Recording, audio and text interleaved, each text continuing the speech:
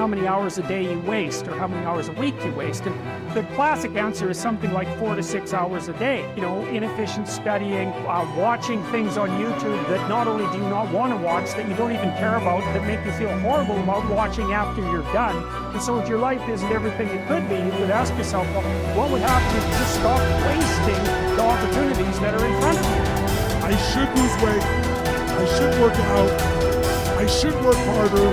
And then you know what? People don't do their shoulds. They get mad at themselves. And suddenly the thing you said should happen has to happen. That's when human beings change. Let's make it happen right now. Me and you, let's make it happen right now. Me and you, because you're smart enough. Progress has been made, but you got to keep on working. It's like God. You can't find the illusion that we have made it. No, let me tell you something. You got to keep on working. And we're going to make it happen, my man. Hey, sister, we're going to make it happen, but you got to get out your comfort zone. Because the next time you get an opportunity, you got to be ready. Because we're turning dreams into reality. Just start working at it just a little bit, but do find out what your work is and hold on to it and don't let your dream go. Don't let it go. Unless you've made some major mistakes in life, you haven't started living yet. So a lot of people, if you've never made any major blunders, made some major mistakes, lost some serious money, taken some serious risks, you haven't started living yet. Going through life quietly, tiptoeing safely to an early grave? No, no, no, no. You got to take some chances. You want to bring some adventure to your life. This is the time to stop and decide what direction you want to go in. One of the best things you can do in your life is to change. Maybe on the page of your story right now, you see nothing but failure. When we read your story, what do you want us to see? That you was another failure? What do you want us to read when we read your story? That you quit? What do you want us to read when we read your story? That you gave up? That you threw in the towel? But here is what we're going to do.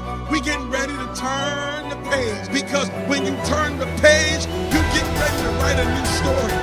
Now is the time where you're going to begin to open up your mouth and declare that I'm going to build a legacy.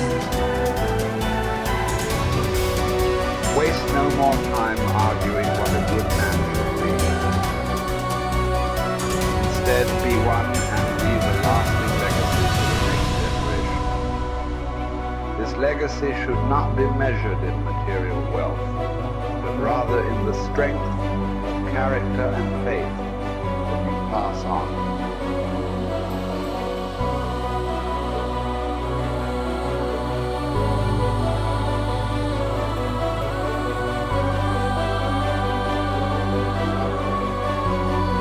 I genuinely am a force to good in the world. You may not understand that yet, but you will eventually.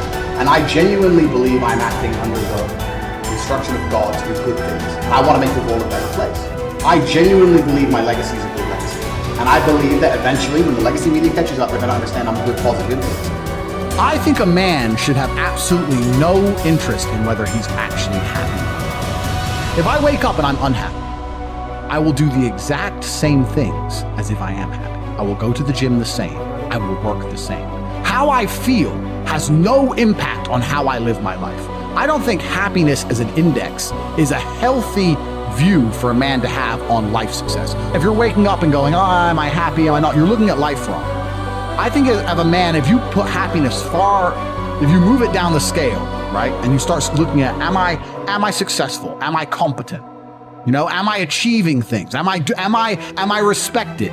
If you start to look at these indicators of your life, you're going to end up being happier without actually analyzing if you're happy or not. But we talk about weak men.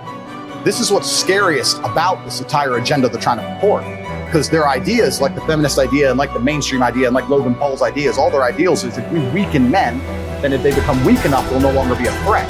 And I argue that point absolutely. I think the most dangerous men on earth are the weak men. I think inside of every single man, we're born with a fire inside of us that we do not control can destroy ourselves and other people.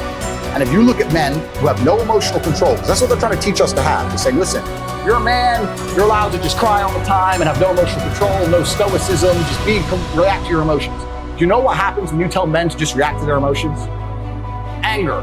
You have school shootings, you have rape, You have violence. That's what happens when you tell men to have no emotional control.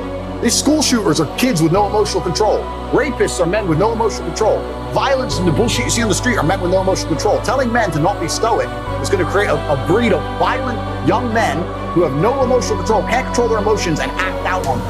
That is absolutely not be more dangerous to society than me coming along and saying, listen, I don't give a how you feel. It doesn't matter how you feel. You have duties and you have responsibilities as an adult. You must comply and act a certain way regardless of how you feel. That is better for society as a whole, especially as I'm only teaching the tenets of, listen, go to the gym anyway. Doesn't matter. You don't feel like it. Go anyway. Listen, your girlfriend left you. Your heart's broken. You're not allowed to stalk her. She doesn't want you. Get the over it. What I'm saying is good for the world. They're saying, no, act out your emotions. Cool, you're creating stalkers, rapists, and school shooters. These people are fucking dangerous. Knowing yourself is the beginning of all wisdom.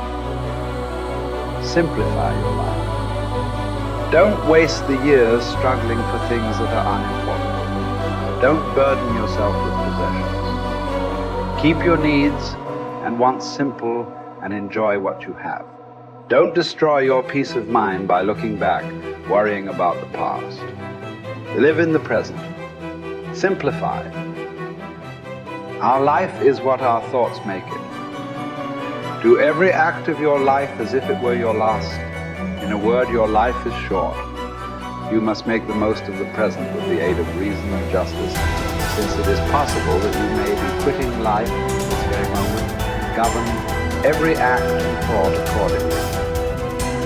Adapt yourself to the life you have been given and truly love the people with whom destiny has surrounded you.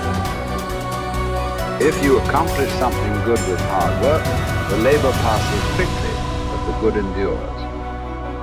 If you do something shameful in pursuit of pleasure, the pleasure passes quickly, but the shame endures. A musician must make music, an artist must paint, a poet must write, if he is to be ultimately at peace with himself. What a man can be, he must be. I will keep constant watch over myself, and most usefully, will put each day up for review. For this is what makes us evil, that none of us looks back upon our own lives. We reflect upon only that which we are about to do, and yet our plans for the future descend from the past. Excellence is never an accident. It is always the result of high intention, sincere effort, and intelligent execution. It represents the wise choice of many alternatives. Choice, not chance, determines your destiny. All human beings seek the happy life, but many confuse the means. For example, wealth and status, with that life itself. This misguided focus on the means to a good life makes people get further from the happy life. The really worthwhile things are the virtuous activities that make up the happy life, not the external means that may seem to produce it. Mark how fleeting and paltry is the estate of man. Yesterday in embryo, tomorrow a mummy or ashes. So for the hair's breadth of time assigned to thee, live rationally and part with life cheerfully, as drops the ripe olive extolling the season that bore it, and the tree that matured. Spend your brief moment according to nature's law, and serenely greet the journey's end as an olive falls, when it is ripe, blessing the branch that bare it, and giving thanks to the tree that gave it life.